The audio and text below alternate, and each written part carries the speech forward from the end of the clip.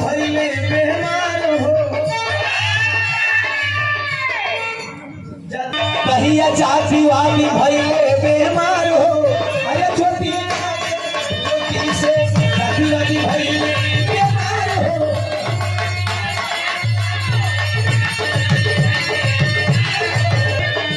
अरे भइली प्रथम शिक्षिका खुदार हो, अरे जातिवादी भइले बेमार हो। जातिवादियों का बुखार आ गया। चैनल वाले पत्रकार बंधु, गीत बहुत बड़ी हो जाएगी, छोटे छोटे टुकड़ों में सब लोग डालेंगे, जितने भी मीडिया कर्मी हैं सभी लोग। ये मैसेज बहुत दूर तक जाना चाहिए।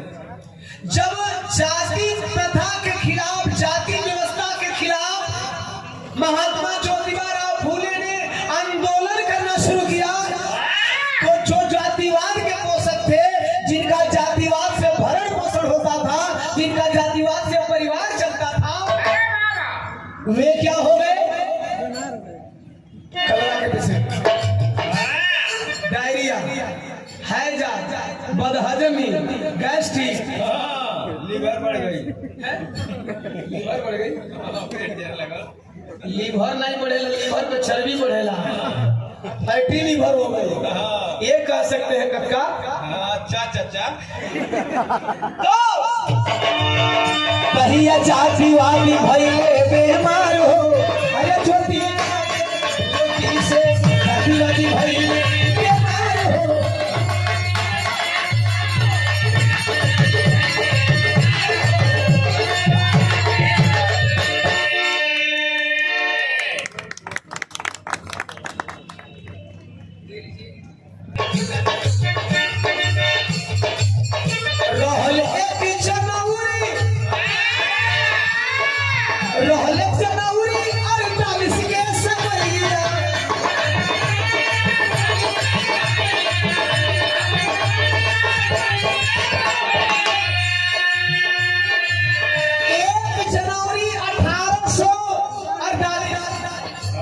डेट नोट करेंगे, डेट नोट कर लेंगे। कभी कभी जब मिशन की बातें होती हैं तो आप डायरी पेन भी लेकर के बैठा करेंगे, आई बात मिल जाए। 1 जनवरी अरे 48 के समैया खोलल स्कूल के नारी के पढ़ैया।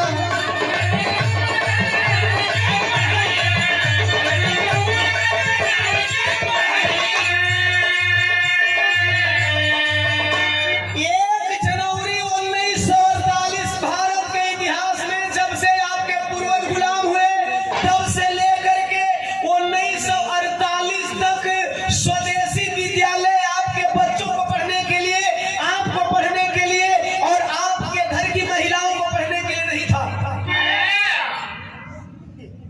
समझ सकते हैं?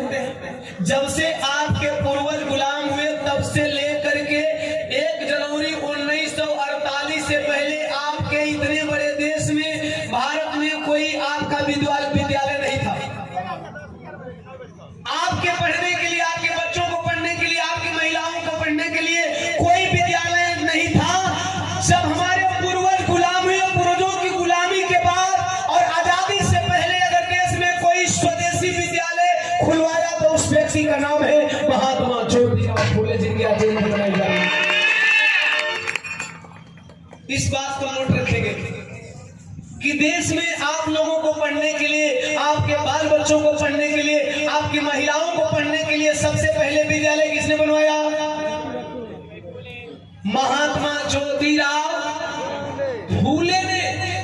महात्मा ज्योतिराव फूले ने, और उसमें महिलाओं को ज्यादा बढ़ चढ़ के हिस्सा दी गई। तो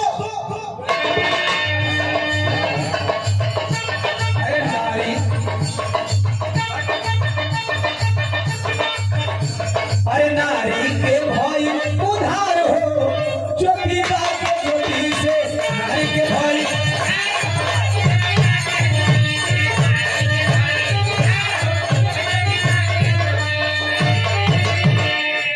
उस टाइम माता सावित्रीबाई फूले की उम्र मात्र 17 साल थी।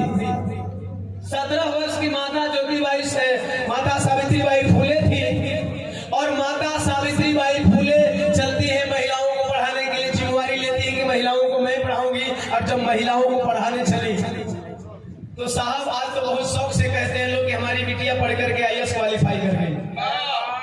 और केवल बहुजन समाज के लोग थोड़ी कहते हैं, सर्वजन समाज के लोग भी कहते हैं हमारी बिटिया पढ़ करके कैप्टन बन गई, हमारी बिटिया पढ़ करके अंतरिक्ष का यात्रा करके आई है, 270 दिन लटकी रही। इसके बाद फिर धरती पे आगमन हुआ। अगर आज की बेटी प्रधानमंत्री बन रही है, आज की बेटी मुख्यमंत्री बन रही है, आज की बेटी IAS क्वालिफाई कर रही है, आज की बेटी अंतरिक्ष में जा रही है, आज की बेटी वैज्ञानिक बन रही है, आज की बेटी जज बन रही है, आज की बेटी वकील बन रही है, आज की बेटी टीचर बन रही है, आज की बेटी इंजीनियर बन रही है, तो इसकी किसकी देन है? महात्मा ज्योतिराव फूले। और महिलाओं को शिक्षा देने का बीड़ा किसने उठाया, जरा सुनेंगे। आज जिस विद्यालय में आप आसानी से पढ़ने चली जाती है, उस विद्यालय में एक महिला शिक्षिका को जाने के लिए कितना मशक्कत करना पड़ेगा। चली है पढ़ाने माता सावित्रीबाई फूले। जब सावित्रीबाई फूले पढ़ाने चलती थी तो माता सावित्री जब चली स्कूलिया,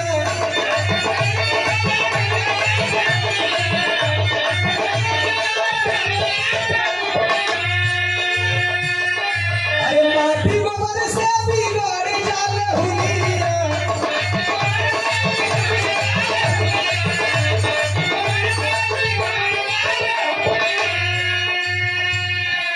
पति की बात को मानते हुए 17 साल की उम्र में माता सावित्रीबाई फूले अपने समाज की महिलाओं को शिक्षित करने का बीड़ा उठाया। पति की बात को मान लेना चाहिए। ऐसा तो कुछ महिला ऐसनो वाणी समाज में पति मना करते रह गए, लेकिन कुंभ का दर्शन करे मर्द लाख मना करते रह गए। एक आदमी को हमरो पार्टी में बाड़ी अब जब साथ बात हम बताइए दे ये हमारे हनी पटिया में वो मंगल यादव ये मना करत रहले, लेकिन इनकर मेहरारू न कि हमरा संग रोज बिरहा में रही कर मजबूरी रहल, लेकिन ये मना केले कि जब हम ना जाते दीवाना ऐसन बिरहा गाते हैं तुम मत जो तो घटना में फैला के बाद भीमकर वाली गई है मंगल यादव। पति की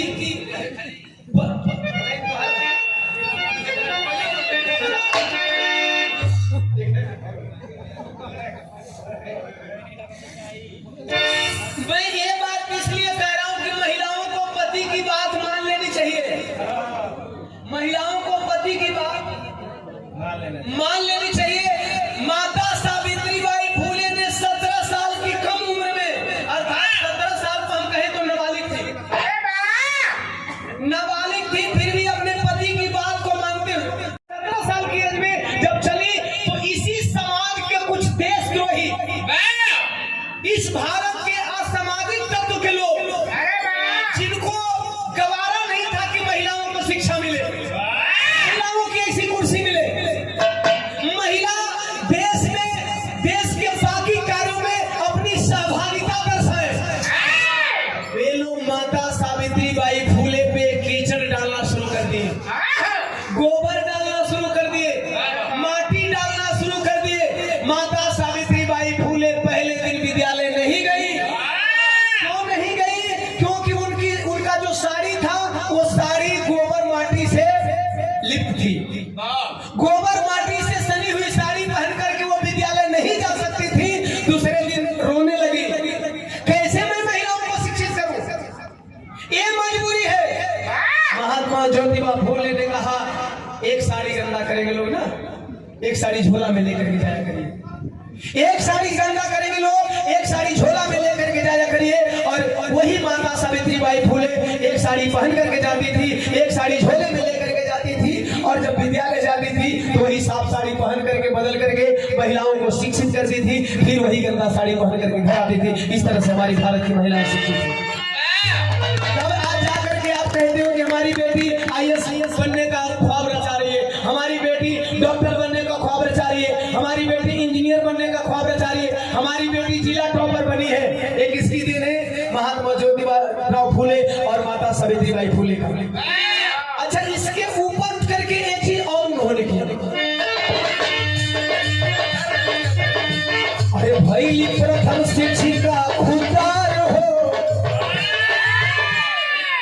बिना घूस वाली शिक्षिका, ढेला माटी खा के अपने समाज की महिलाओं को पढ़ाने वाली शिक्षिका। तो अरे भाई तब शिक्षिका खुदार हो, अरे ज्योतिबा के ज्योति से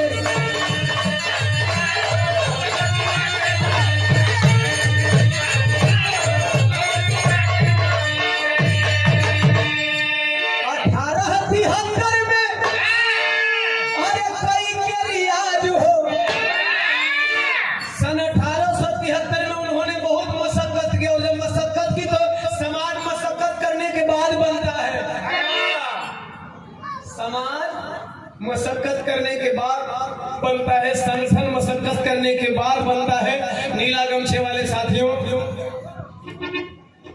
नीला गमछे वाले तमाम साथियों, चाहे किसी भी संगठन से आप बिलोंग करते हो, आप अपने महापुरुषों के अनुयायी तब हो जब नीला गमछा लेने वाले सभी साथियों का आप कदर करना सीख लोगे।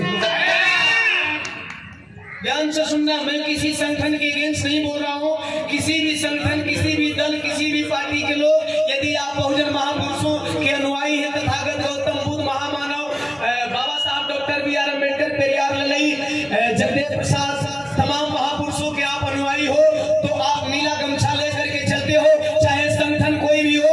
यदि आप नीला गमछा इस्तेमाल करते हो, सामने वाला भी नीला गमछा लेकर के आता है, तो आप उस नीले गमछे की कदर करो, उस व्यक्ति की कदर करो या न करो, आपस में कभी टकराने का प्रयास मत करना, तब तुम्हारे समाज का संगठन होगा। आपका जो दुश्मन है वो बहुत सारा संगठन चलाता है, आपकी जिससे लड़ाई है वो बहुत सारा संगठन चलाता है, लेकिन क्या कभी उन संगठन वालों को अपने संगठन वालों से आप लोगों ने लड़ते सुना है? क्या सुना है? कभी आपका दुश्मन आप पे हावी रहता है, वो भी बहुत सारा संगठन चलाता है, लेकिन क्या उसके संगठन वाले अपने संगठन वाले से कभी टकराते हैं? नहीं टकराते हैं ना। उनकी विचारधारा एक है, तो इन नीला गमछी वालों का विचारधारा क्या होना चाहिए? पार्टी भले ही अलग हो, संगठन भले ही अलग हो, पार्टी के पदाधिकारी भले ही अलग हो, संगठन के पदाधिकारी भले ही अलग हो, लेकिन आप नीला गमछा के अनुयायी हो, तो आपके महापुरुष तो एक है, इसलिए आपकी विचारधारा एक होनी चाहिए, तभी आप उसमें इन्होंने संगठन बनाया। ऐसा संगठन 1873 में कहीं के रियाज हो, दिहले बनाया सत्य शोधक समाज हो, दिहले बनाया